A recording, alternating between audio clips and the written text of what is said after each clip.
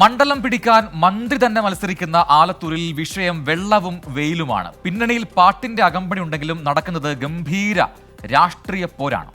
പാട്ടുപാടി വോട്ട് തേടിയ 2019 നിന്ന് രമ്യ ഹരിദാസ് ഏറെ മുന്നേറി സുപരിചിതയായി കഴിഞ്ഞു. ആലത്തൂരിൽ അപരിചിതത്വം ഒട്ടുമില്ലാത്ത സ്ഥാനാർത്ഥിയാണ് മന്ത്രി കെ രാധാകൃഷ്ണനും.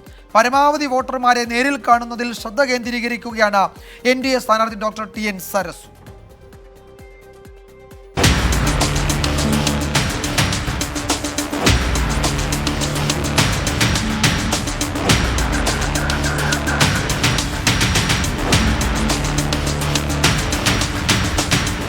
തൃശൂർ മുതൽ അങ്ങ് പൊള്ളാച്ചി മണ്ഡലത്തിന്റെ അതിർത്തി വരെ നീണ്ടുകിടക്കുന്ന ആലത്തൂരിൽ ചൂട് ഒരു വില്ലൻ തന്നെയാണ്.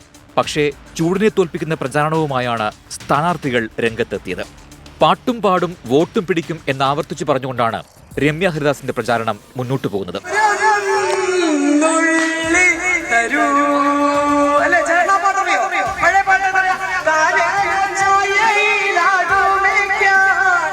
തെരഞ്ഞെടുപ്പ് പ്രചരണ സമയത്ത് വ്യക്തിപരമായിട്ടുള്ള തെരഞ്ഞെടുപ്പ് പ്രചരണ രീതിയിൽ ഇന്നുവരെ പാർട്ടി ഒരു അഭിപ്രായങ്ങളും പറഞ്ഞിട്ടില്ല. കാരണം അത് സ്ഥാനാർത്ഥിയുടെ ഒരു സ്വാതന്ത്ര്യത്തിന് വേണ്ടി വിട്ടുതന്നിരിക്കും. അപ്പം പാർട്ടിയാണ് നേരത്തെ അവർ ആരോപണം ഉന്നയിച്ചു, പാർട്ടി പറഞ്ഞു പാട്ട് പാടരുത്. അതേ പാർട്ടി തന്നെ ഒരുമിച്ചിരിക്കുമ്പോൾ പാർട്ടി ആദ്യം തന്നെ വേദിയിൽ വിളിച്ച് സംസാരിക്കാൻ വിളിച്ചപ്പോൾ അതേ പാർട്ടി ലീഡർഷിപ്പ് തന്നെയാണ് ആദ്യം തന്നെ ഒരു പാട്ടിലൂടെ തുടങ്ങാം എന്ന് പറഞ്ഞത്.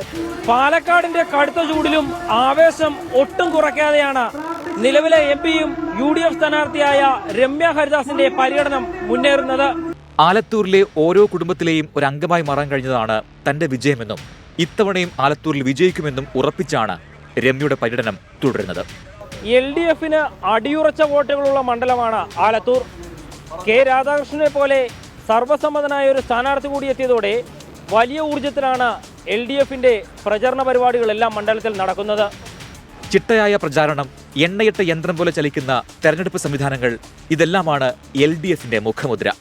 രാധാകൃഷ്ണനെ പോലെ സൗമ്യനായ ഒരു സ്ഥാനാർത്ഥി കൂടി എത്തിയതോടെ വർദ്ധിത വീര്യത്തോടെയാണ് LDF ആലത്തൂരിൽ പ്രചാരണം മുന്നോട്ട് കൊണ്ടുപോകുന്നത്. കോട്ട എന്ന് കരുതിയ മണ്ഡലം കൈവിട്ടുപോയതിന്റെ ക്ഷീണം ഇതുവരെ തീർന്നിട്ടില്ല ഇടതുപക്ഷത്തിന്. മണ്ഡലം തിരിച്ചുപിടിക്കാൻ പാർട്ടി തന്നെ ചുമതലപ്പെടുത്തിയെന്ന ചെറുപ്രസംഗമാണ് രാധാകൃഷ്ണൻ എല്ലായിടത്തും നടത്തുന്നത്. വിഷുക്കാലമായതിനാൽ കൊന്നപ്പൂക്കൾ ഉൾപ്പെടെ നൽകിയാണ് രാധാകൃഷ്ണനെ ഓരോ സ്വീകരണ കേന്ദ്രത്തിലും പ്രവർത്തകർ വരവേൽക്കുന്നത്. പ്രചാരണത്തിനിടെ കാലിന്റെ ചെറുവിരലിന് ഒടിവുണ്ടായത് LDF സ്ഥാനാർത്ഥിയെ കുറച്ചൊന്നുമല്ല ബുദ്ധിമുട്ടിക്കുന്നത്. ഇപ്പൊ തന്നെ കുറച്ച് വൈകിട്ടുണ്ട്, എന്റെ കാലിന്റെ വിരലിന് ഒടിഞ്ഞിട്ടുണ്ട്. അപ്പൊ അതൊക്കെ കുറച്ച് വേദനയ്ക്കും അതുകൊണ്ടാണ് എല്ലാവരും എടുത്തിട്ട് വരാറുണ്ട്. വ്യക്തിപരമായ ആ വേദന കടിച്ചമർത്തി ജനങ്ങൾക്കിടയിൽ സ്ഥാനാർത്ഥി കൃത്യമായ രാഷ്ട്രീയം പറഞ്ഞ് മുന്നോട്ടു പോകുന്നു, വിജയിക്കുമെന്ന ആത്മവിശ്വാസത്തോടെ. വലിയ ആൾക്കൂട്ടമില്ലെങ്കിലും ഉറച്ച ആത്മവിശ്വാസത്തിലാണ് വിക്ടോറിയ കോളേജിലെ മുൻ പ്രിൻസിപ്പൽ കൂടിയായ ഡോക്ടർ സരസു ടീച്ചറുടെ പ്രചാരണം മുന്നോട്ടു പോകുന്നത്. NCCയിൽ പ്രവർത്തിച്ചതിന്റെ അച്ചടക്കത്തോടെ ഒരു പട്ടാള ചിട്ടയിലെ പ്രചാരണം. നരേന്ദ്രമോദിക്ക് വേണ്ടിയാണ് താൻ വോട്ട് ചോദിക്കുന്നതെന്ന് NDA സ്ഥാനാർത്ഥി. നമ്മുടെ ഈ നാട്ടിൽ ഇത്രയും നാളും ഭരിച്ചിരുന്ന കേരളത്തിൽ ഇത്ര നാളും ഭരിച്ചിരുന്ന കമ്മ്യൂണിസ്റ്റുകാരും കോൺഗ്രസ്സുകാരും എന്തു വികസനമാണ് ഇവിടെ കൊണ്ടുവന്നിരിക്കുന്നത്? പാർട്ടിയുടെ ആൾക്കാർക്കുള്ള വികസനം അല്ലാതെ എന്തു വികസനം നാട്ടുകാർക്ക് കൊണ്ടുവന്നിരിക്കുന്നത്? നാട്ടുകാർക്ക് ജീവിക്കാൻ പറ്റാത്ത സാഹചര്യമാണ് ഇപ്പോൾ ഇവിടെ ഉള്ളത്. ഓരോ ദിവസവും നാശത്തിലേക്കാണ് പോയിക്കൊണ്ടിരിക്കുന്നത്. പാലക്കാട്ടെ ചൂട് 44 ഡിഗ്രി കടന്ന് മുന്നേറിയത് സ്ഥാനാർത്ഥികളെയും പ്രവർത്തകരെയും കുറച്ചധികം ബുദ്ധിമുട്ടിച്ചെങ്കിലും ചൂടിനെ 2ാം സ്ഥാനത്താക്കിയാണ് ഇപ്പോൾ സ്ഥാനാർത്ഥികളുടെ മുന്നോട്ടു പോക്ക്.